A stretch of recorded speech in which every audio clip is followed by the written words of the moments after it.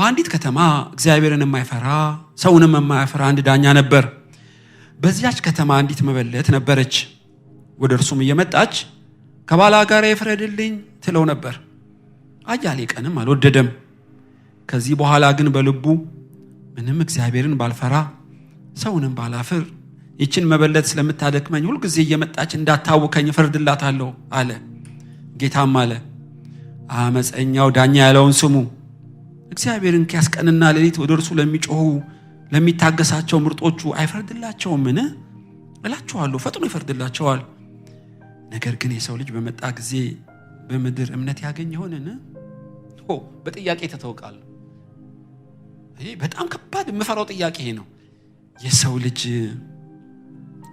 ራሱን የሰው ልጅ የሚለው በመጣ ጊዜ በምድር እምነት ያገኝ ይሆንን? ዛሬ የምናጠናው ሁለተኛ ዝግጅት ልናደርግ የሚገባው በጸሎት መጽናት በሚል ርዕስ ነው። መጽሐፍ ቅዱስ በማነጻጸር የተጻፈ መጽሐፍ ነው። በጣም የማነጻጸር ባህሪ ያለው የክፉ ዳኛ፣ ሰውን የማይፈራ እግዚአብሔርን የማይፈራ ሰውን የማያፍር ዳኛ እግዚአብሔር ከራሱ ጋር ነው ያነጻጸረው። ደግሞ መበለት ነበረች፣ ከእግዚአብሔር ምርጦች ጋር ነው ያነጻጸራት። በጣም አስገራሚ ነው። በጸሎት ስለ መጽናት ሊያስተምር ነው ምሳሌ መጣው። ትዝ ይላችኋል፣ በብሉይ ኪዳን አንድ የሬካብ ልጅ ኢዮናዳብ የሚባል አለ። እሱን አነጻጽሮታል። ትንቢተ ኤርምያስ ምዕራፍ 35 ላይ ታገኙታላችሁ። የሬካብ ልጅ ኢዮናዳብ ልጆች አሉት፣ ብዙ ልጆች እና ምን ብሏቸዋል? በምድር ላይ ተዘልላችሁ እንድትኖሩ ወይን ጠጅ አትጠጡ፣ ቤት አትስሩ፣ አታክልትም አትትከሉ፣ ዘላን ሆናችሁ ኑሩ። ለምን አባዬ? አይ በምድር ላይ ተዘልላችሁ እንድትኖሩ ነዋ። እና ይሄን ብሏቸው ሞተ ማለት ነው የሬካብ ልጅ ኢዮናዳብ። ልክ እንደ ስደተኛ ሆነው በኢየሩሳሌም ይኖሩ የነበሩ የአብርሃም ዘር ያልሆኑ ሶማሌዎች፣ የሌላ ሀገር ዜጎች ኢትዮጵያ ውስጥ እንደሚኖሩት እንደማለት ነው። እና እግዚአብሔር አንድ ቀን ለኤርምያስ የሬካብ ልጅ የኢዮናዳብ ዘሮችን ወደ እግዚአብሔር ጓዳ ጥራቸው አለው። ትንቢተ ኤርምያስ 35 ላይ ለታሪኩ እና በጥሩምባ ኤርምያስ ጠራቸው። የሬካባን በእግዚአብሔር ቤት ጓዳኑ ሁሉም ተለቃቅሞ መጡ። ይሄው መጥተዋል። ጌታ ሆይ ምን ልበል? ታሪኩን ታውቃላችሁ። ለእያንዳንዱ ጠጅ ስጣቸዋለሁ። እና አስገራሚ ትንቢታዊ የሚያነጻጽር መልእክት ለማስተላለፍ ፈልገዋል ጌታ። ስለዚህ ጠጅ ሰጣቸው። የሰራዊት ጌታ እግዚአብሔር ጠጡ ይላችኋል አላቸው። ኤርምያስ በእርግጥ አንተ ቀባዣሪ ነብይ አይደለም፣ እውነተኛ ነብይ ነህ። ነገር ግን አንጠጣም። ለምንድን ነው የማትጠጡት? አይ አባታችን ዮናዳብ ለረጅም ዘመን እንድትኖሩ አትብሉ፣ አትጠጡ፣ ቤት አትስሩ፣ ዘላን ሁኑ ብሎናል። ይሄን ሁሉ ዓመት እኛም ሚስትና ልጆቻችን አንዳችንም ከአባታችን ትእዛዝ ወጥተን አናውቅም። አሁን ለማነጻጸር የፈለገውን ለኤርምያስ አስተማረው። ተመልከታሉ። ይሄ ቅድም ያልኩ የሬካብ ልጅ ኢዮናዳብ ሰው እኮ ነው። እኔ ግን አምላክ ነኝ። እሱ አንዴን ያዘዛቸው። እኔ ጠዋትም በምሳ ሰዓትም ማታም ነው ማዛቸው። እሱ ከባድ ነገር ነው ያዘዛቸው። መሰራቴ ነገር ይከለከላቸው እና አትብሉ፣ አትዝሩ፣ ቤት አትስሩ ብሎ እኔ ግን ኃጢአት አትስሩ፣ ጣዖት አታምልኩ ነው ያልኳቸው። አየህ ተመልከት። በሬካባን ልጆች ቀን ነው ለሞተ ፍጻሜና ተስፋው ለማይታወቅ ለአንዱ ለአባታቸው ቃል ፈጽሞ ታዘዙ። እኔ አምላክ ሆኜ ለሚጠቅምና ለሚረባቸው ግን አልታዘዙኝም። እግዚአብሔር ራሱን ከዮናዳብ ጋር ሲያነጻጽር እስራኤሎችን ደግሞ ከዮናዳብ ልጆች ጋር ነው ያነጻጸረው ማለት ነው። ስለዚህ ከእናንተ ካህን አይጠፋም ብሎ ማለላቸው። በጣም የሚያስገርም መነጻጸር ነው። ታውቃላችሁ በመጽሐፍ ቅዱስ ውስጥ ብዙ ጊዜ እንዲህ ያሉ መነጻጸሮች አሉ። እና በጸሎት ስለ መጽናት ሲያነጻጽር ስለ አንድ ዳኛ ነው የሚያወራው። አንድ ዳኛ ነበር ይላል። የዘመኑ ዳኛ ልክ ኢትዮጵያ ውስጥ እንዳለው ዳኛ አይደለም። እና ካባ ለብሶ ደስ ወዳለው ቦታ ነው ሄዶ የሚፈርደው። እና ድንኳን ይተከልለታል። በድንኳን ውስጥ ነው። ዛሬ ጅማ ነው ካላችሁት ነገ ወለጋ ሊሄድ ይችላል። እና ይሄ ነው የሚባል አድራሻ የሚለው ይሄዳል እና ድንኳን ውስጥ ይቀመጣል። የሱ ቦዲጋርዶች አሉ። በሰፈሩ ያሉ በሙሉ ጉዳይ ያለባቸው ግር ብለው ይመጣሉ። ስለዚህ ወደ ዳኛው ድንኳን ውስጥ ወደ ተቀመጠው ዳኛ መርጠው ኬስ ካለባቸው ሰዎች መርጠው የሚያስገቡት የዳኛው አፈቀላጤዎች ናቸው። ስለዚህ ወረፋም የለው ምንም የለው አንተ ብለው ነው የሚያስገቡት። እንደዚህ ነበር ዳኝነቱ። ክፍት ነው ችሎቱ። ሲፈልግ ነው የሚሰየመው። ደግሞ በፈለገ ወራት ነው የሚሰየመው። ይሄ እግዚአብሔርን አይፈራም፣ ሰውን አያፍርም፣ አመፀኛ ዳኛ ነው ይለዋል። እንዲያውም መበለቷ እንደ ዛሬ እንባ ጠባቂ የላትም፣ ጠበቃ የላትም፣ ህገ መንግስት የላትም። መበለት ማለት ባል የሞተበት ሴት ነው። ማንም ምንም ሊያረጋት የሚችል ባል የሌላት ገንዘብ የሌላት ድሃ ነች። ሰውየው ፍርደ ገምድል ነው፣ ሴትዮዋ ደግሞ ድሃ ነች። ጉቦ ለመስጠት አትችልም ማለት ነው። ስለዚህ ድንኳን ጥሎ አመፀኛው ዳኛ ለዳኝነት ሲቀመጥ ጉቦ ሰታ እንዲያስገቧት አቅም የላትም።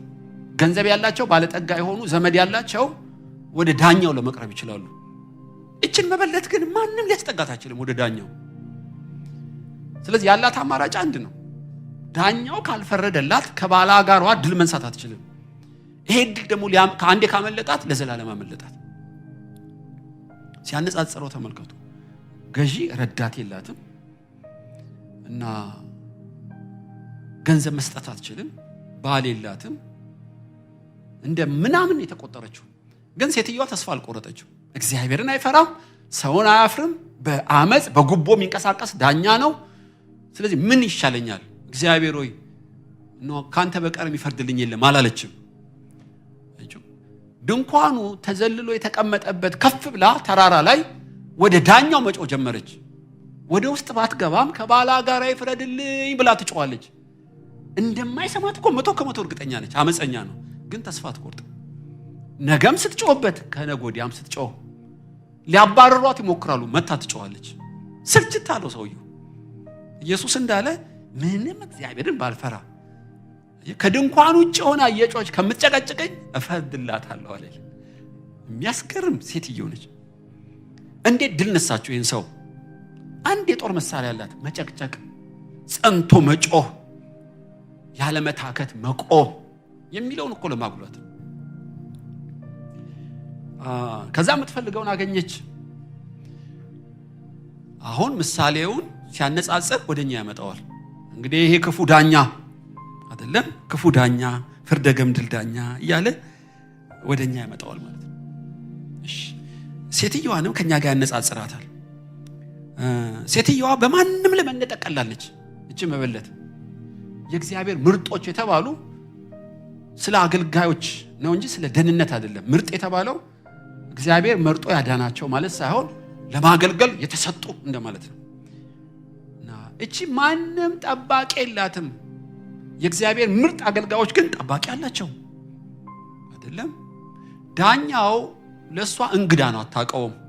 ለእናንተስ ዳኛው ማን ነው? አባታችሁ ነው አይደለም። ለሷ ጠበቃ የላትም የሚከራከር። ለእናንተ በሰማይ ጠበቃ አለ። ከሷ ጋር እኮ ነው የሚያነጻጽረን። ምንም የተስፋ ቃል የላትም ካመፀኛው ዳኛ። እናንተስ ብዙ የተስፋ ቃል አላችሁ። እሷ የምትጮኸው ፍርድ ቤት ለመግባት ነው፣ እናንተ ግን ወደ ጸጋ ቤት እኮ ነው የምትገቡት እያለ እኮ ነው የሚያነጻጽረው። ሁሌ ብትጮህ ድምጿን የሚጠላ ሰው አለ። የእናንተን ድምፅ ደግሞ የሚወድ አምላክ አለ። ካመፀኛው ዳኛ ጋር ነው የሚያስተያየው እግዚአብሔር ራሱ አይደለም። ዳኛው ጉቦኛ ነው፣ እኔ ግን ጻድቅ ነኝ እኮ የሚለው። እሱ ሲፈለግ ነው የሚሰየመው፣ እኔ ግን ሁሌ ያለው ሁሌ። እሱ ለሁሉ ሰው አይገኝም፣ እኔ ግን ለሁሉ ሰው ዝገኛለሁ እኮ ነው የሚለው። በእውነት በጣም ሲያስተያየው ሲያነጻጽረው ሰማይና ምድር ነው። ሳትሰለች ስለ ፍትህ ጮኸች፣ እግዚአብሔርም አመፀኛው ዳኛም ፈረደላት። ከዛ ይልና ወደ ኮንክሉዥን ይመጣል። ምን ይላል? እናንተስ እንኪያስ ቀንና ሌሊት ወደ እርሱ ለሚጮሁ ለሚታገሳቸው ምርጦቹማ። አመፀኛው ዳኛ እንዲህ ከፈረደ ቀንና ሌሊት ለሚጮሁ ለምርጦቹ አይፈርድላቸውምን? እላችኋለሁ ፈጥኖ ይፈርድላቸዋል። ምን ማለት ነው? ፈጥኖ ይፈርድላቸዋል። አያችሁ፣ እኛ በጊዜው በሚወሰን ቀመር ውስጥ ስላለን ፈጥኖ የሚለው ትርጉም ቶሎ አይገባንም። በእውነት ትልቁ ከባድ ነገር የኛ እግዚአብሔር ዘገየ፣ ሰው የለኝም፣ ጠላት በዛብኝ። እግዚአብሔር ከዘላለም አንፃር ስለሚያየው ከሞት በኋላ ያለው የእግዚአብሔር መንግስት ዘላለማዊ ስለሆነ 1000 ዓመት እንኳን ቢሆን ፈጥኖ ነው የሚለው ጌታ። ላንተ እኮ ነው የዘገየ የሚመስል 20 ዓመት ጠበቅኩ፣ 30 ዓመት ጠበቅኩ። እግዚአብሔር ግን ሰማይና ምድር አልፈው የእግዚአብሔር መንግስት የሚመጣበት ቀን ቅርብ እንደሆነ ስለሚያውቅ እንደ እንፋሎት ነው የሚቆጥራት የኛን። ብዙ ዓመታት በጾም በጸሎት ታገስኩት የምትለውን እግዚአብሔር እንደ እንፋሎት ነው የሚያየው። ከዘላለም አንፃር ሲታይ ይሄ ዓለም ፈጥኖ የሚያልፍና የማያልፍ የእግዚአብሔር መንግስት እንደሚመጣ ስለሚያውቅ እኮ ነው። ለኛ ነው ከዘገየ የሚመስለን። በእግዚአብሔር መነጽር የዘላለሙን እንድምታ ብታየው በጣም ጥቂት ጊዜ ነው የታገስከው። እግዚአብሔር ለምርጦቹ ፈጥኖ አይፈርድላቸው። ምን ፍርዱ ምንድነው? እዚህ ስትለምነው እዚህ የምትቀበለው አይደለም። እውነተኛ ፍርድ ከሞት በኋላ ያለው ብድራትን እኮ ሲያመለክት እግዚአብሔር ለምርጦቹ ፈጥኖ ይፈርዳል። መቼ ነው ፈጥኖ? በክርስቶስ ምጽአት ይፈርዳል አይደለም? ይበይንላቸዋል። ምን ይበይናል? ብድራትን ይሰጣቸዋል። መቼ? በምጽአት ነው አይደለም? ፈጥኖ ይበይንላቸዋል። ለሚታገሳቸው ይፈርድላቸዋል። በምጽአት መነጽር ለክርስቶስ ምጽአት የተዘጋጀ ሰው አንዱ ምልክቱ ምንድነው? የቅዱስ ቃሉን ማጥናቱ ነው። ሁለተኛስ ምልክቱ በጸሎት መጽናቱ ነው አይደለም? ሁልጊዜ በጸሎት የማይጸና ሰው ካየ ለምጽአቱ የተዘጋጀ ማንነት የለውም። በእለት ተእለት ኑሮ ውስጥ ሰምጧል ማለት ነው። ስለዚህ አንደበቱ ስንፍና የሚናገር ሰው በጉልበቱ ላይ ጸሎት፣ በልቡ ላይ ቃል ካጣ ለምጽአቱ አልተዘጋጀም ማለት ነው። ሁለት የጦር መሳሪያ ብቸኛ መለኪያ በልቡ ኢያሱና ካሌብ ቃሉን አሰላስል ነበር እንደሚል በልቡ ቃሉን የሚያሰላስል በጉልበቱ ላይ ጸሎት ያልጠፋ ሰው መቼም ለመነጠቅ አይደለም መቼም ለመሄድ የተዘጋጀ ሰው ምልክት ነው ማለት። በመጨረሻ ዘመን እምነት ያለው ሰው አገኝ ይሆንን የሚለው ምን ማለት ነው? ቃሉን የሚያሰላስልና በጸሎት የሚተጋ ሰው አገኝ ይሆንን ማለት እኮ ነው ጥያቄ። በጣም አጠያያቂ ጥያቄ ነው በእውነት።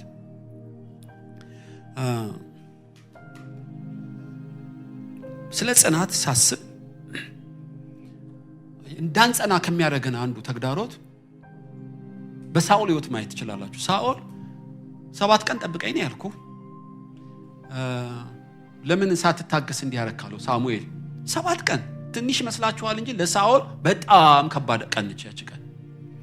እና ፍልስጤሞች በ3 አቅጣጫ መጡበት፣ የሱ ወታደሮች ካዱት፣ ሳሙኤልም ዘገየ እና 6 ቀን ተኩል እኮ ታግሷል።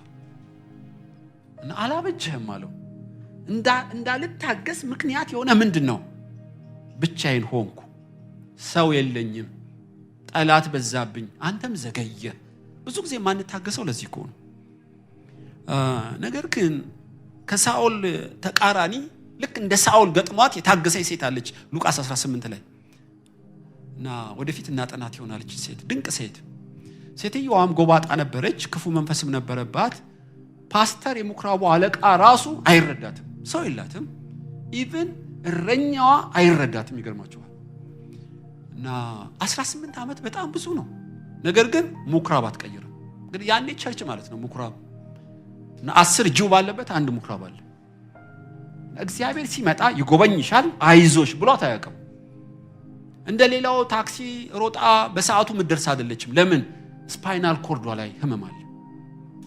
ሮጥ ብላ መጸለይ አትችልም። ለምን? የድካም መንፈስ ይዋጋታል፣ አዚምና እንቅልፍ ይጥልባታል ማለት ነው። የሚያጽናናት ባይኖርም ነገር ግን ስፍራዋን አለቀቀች። የሚገርማችሁ የመቅደሱ ጌታ ድንገት በምኩራብ የመጨረሻ አገልግሎት ጎባጣውን በመፈወስ ነው ያቆመው። እና ማንም ሳይጠራው እዛ ምኩራብ ገባ፣ አያት ነው ያላት። የሚገርም ነው። እና እጁን ጭኖ ሲፈውሳት ቀጥ ብላ ቆመች። አስገራሚ ነው በእውነት። እቺ አብርሃም ልጅ ሆና 18 ዓመት ሙሉ ሰይጣን ያጎበጣት ከስራቷ ለፈታ አይገባምን? ኦ ጽናት! 16 ዓመት ጠበቅኩ፣ 17 ዓመት ጠበቅኩ። ኖ እግዚአብሔር ጎባጣ ሆኜ እንድቀር ፈቅዶ ነው። ከሱ ከመጣ እንደወደደ ያርጋል አለች። በትዕግስት ተጠበቀችው። ይገርማችኋል። የምትጠብቀው ጌታ ድንገት መጣላት አይደለም። እንደ ሳኦል 7 ቀን መጠበቅ አልቻለችም። ሳኦል 7 ቀን አልቻለም። 18 ዓመት ጠበቀች። ድንቅ ሴት ትዝላችኋል። ለአብርሃም እኮ ቃል መጥቶለታል። ግን ሳራ ደከመች። በቃ ወደ አጋር ግባለችው። ለምን?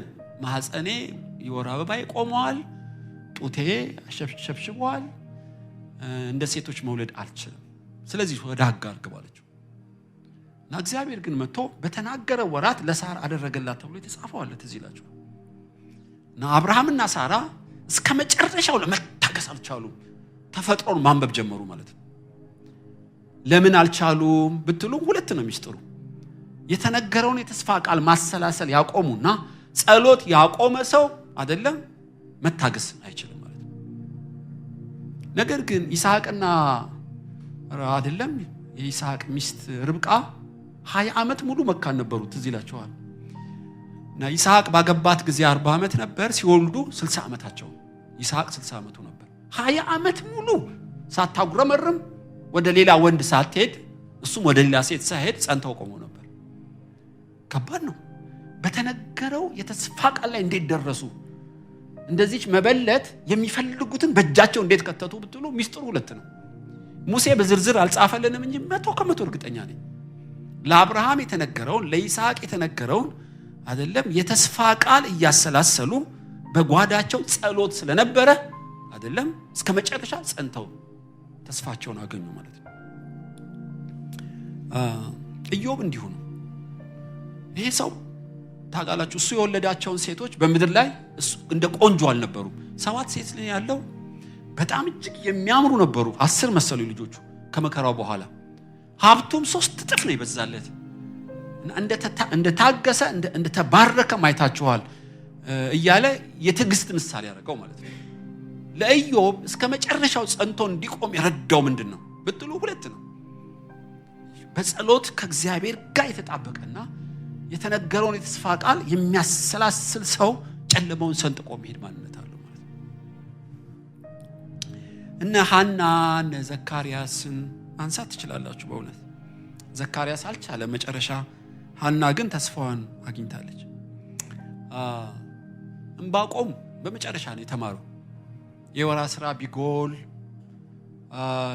ከብቶች ከጋጣው ቢጠፉ እኔ ግን እጠብቀዋለሁ፣ በማማዬ ላይ እጠብቀዋለሁ ምን እንደሚያደርግ እስካይ። ከባድ ነው እንዲህ ያለ ተስፋ ቃል። በመጨረሻው ዘመን ለንጥቀት ወይም ለእግዚአብሔር መንግስት የተዘጋጁ ሰዎች ምልክታቸው ምንድነው? ቃሉን በልባቸው የሚያሰላስሉ። ሁለተኛው ብቸኛ ምልክት ሁልጊዜ በጸሎት መንፈስ የሚኖሩ ናቸው። እኛ ቸርች ሁላችሁ የምታውቋት ማዚ እዚህ ጋር የተቀመጠችው በጣም ምትገርም ሴት ነች። የጸሎት ያኔ በመንግስት ለውጥ ጀምሮ ነው ማቃት። ድሮ እና ኤርትራውያን ይውጡ ይባላል። ተይዘው ሲሄዱ ያለው ዕቃ ሲሸጡ አንዳንዱ ያለቅሳሉ። ያኔ እኮ ምንም ተስፋ በሌለበት በእውነት እኔ አልሄድም። እሷ ሁሉ ለመላክ የጠቆሙ ሰዎች ሁሉ ነበሩ። በእውነት ኢየሱስ ከኔ ጋር ነው፣ አብዮት ጥበቃ ይመጣል፣ አትወስደኝም። ወንድ ብዙዎች እንደ እብድ ይቆጥሯታል። ይገርማቸዋል። እሷ ግን ታውቃለች አምላኳን። እና ገርማለሁ። በጣም እየጸለየች ባሏን አመጣች፣ ቤተሰቧን አመጣች፣ ልጆቿ አመለጡ። አይደለም አሁን የምናያት የተወደደች እናት በሷ የጸና ጸሎት ብዙ ታሪክ ሲሰራ ይቻላል። በእውነት እኔ በህይወት እንደኔ የምናየው ከመንግስት አዋጅ ከምናየው ነገር ከነባራዊ ውጪ በእግዚአብሔር የታመኑ የተስፋ ቃላቸውን የእግዚአብሔርን የተስፋ ቃል የሚጠብቁና በጸሎት የማይዝሉ ሰዎች ሁሉ ጊዜ ድል በመንሳት ይኖራሉ።